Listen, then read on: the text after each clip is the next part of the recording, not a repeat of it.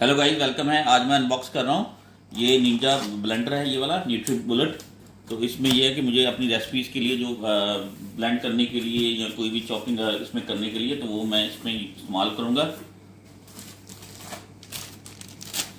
तो मैं आपको दिखा देता हूँ।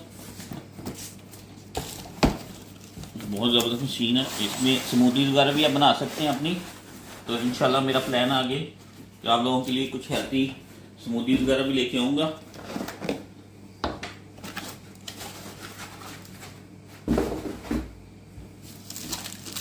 इसमें ये 2 जागे 3 जागे इसमें। ये मशीन है बड़ी वाली,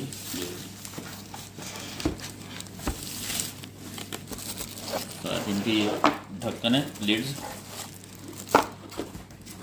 बाकी आज मैं